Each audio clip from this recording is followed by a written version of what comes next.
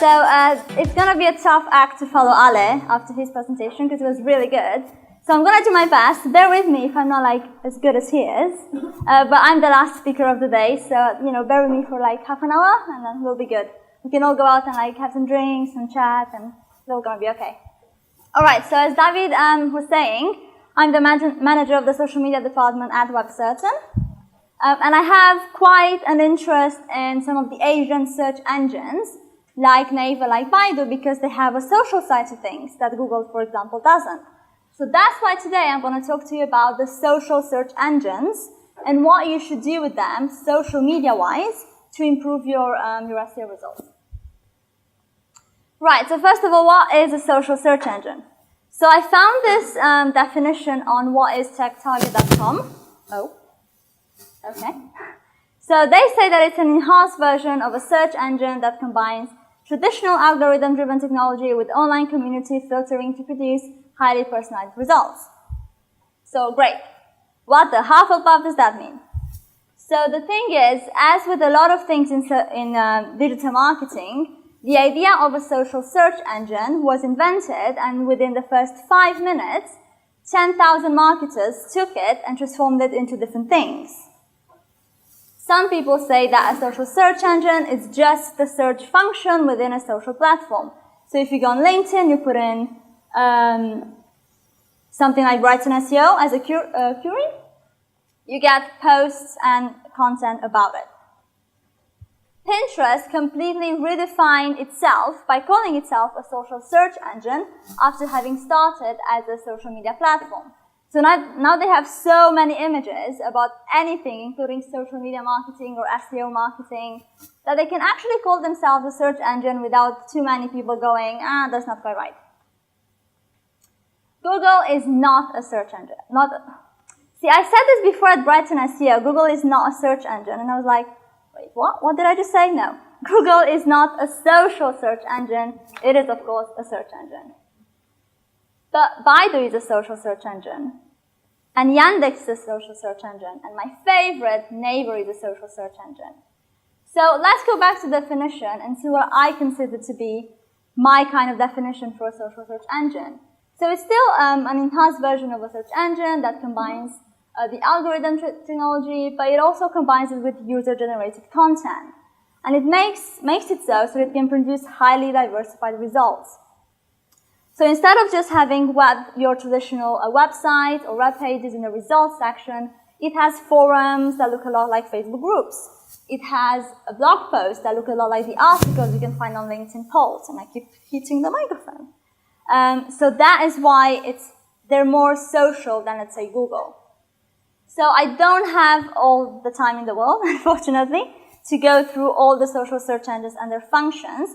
So I've chosen to talk to you today about two of the most social ones, and they are Naver and Baidu. So I'm going to start with Naver.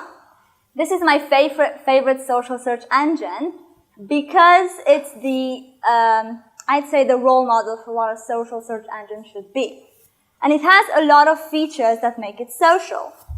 But the top ones are the cafe, the blog, the post, and the knowledge in.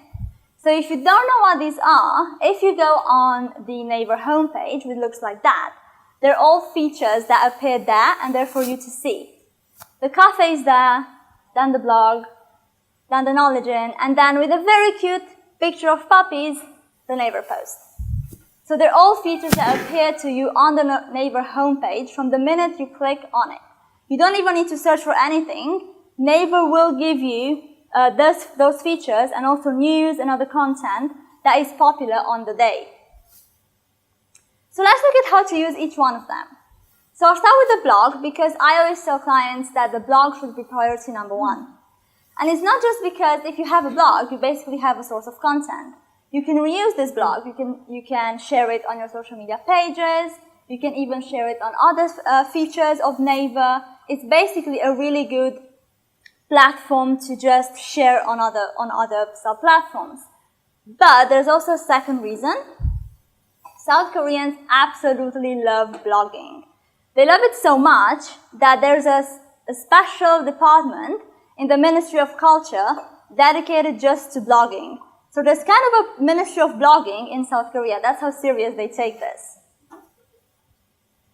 If you're a company, which I imagine most of you will be if you're thinking to go on Naver, you will have to register to get what they call an official Naver blog. So this will differentiate you from the individual bloggers who might make their primary living out of blogging. So if you're an official blog, you don't need to deal with the Ministry of Blogging. That's more for the individual bloggers in the country.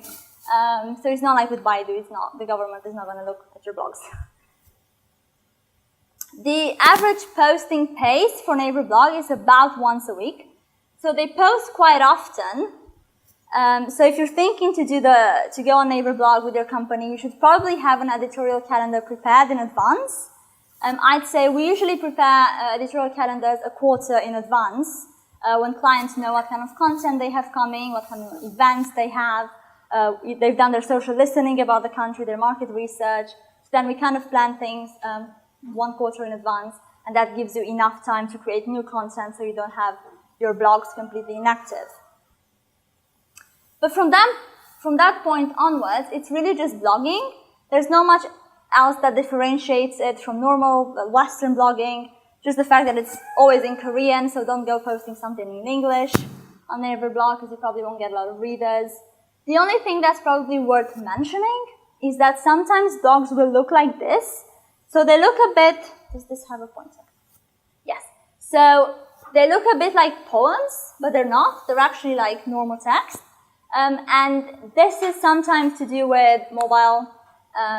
South Korean users are very mobile. They love blogging while they're on the subway or while they're moving.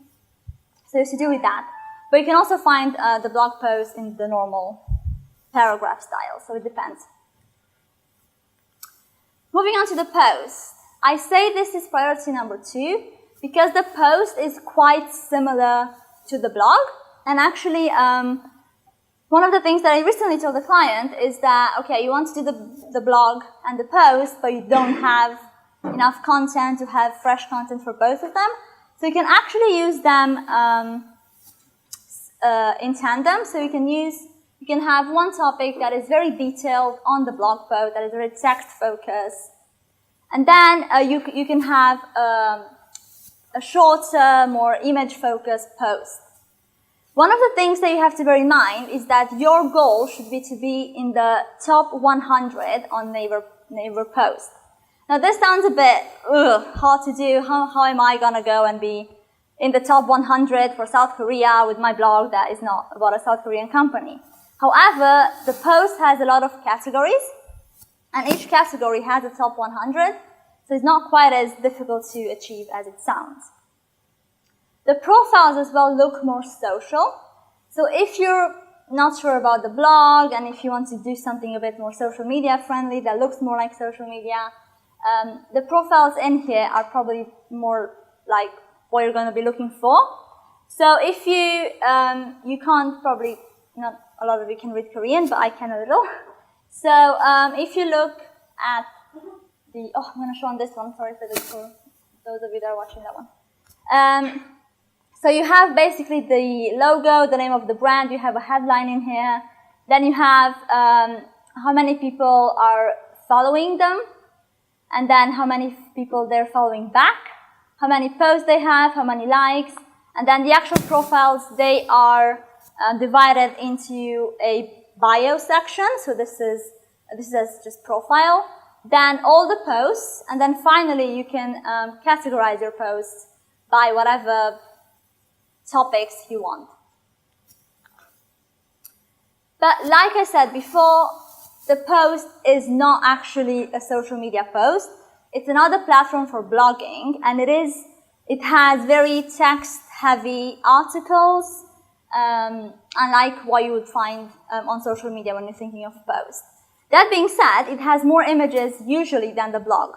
So if you're thinking of using them together, I would go for focus on text in the blog, focus on images, on charts, on something very engaging on the post. Also because the post is a bit more popular with mobile users.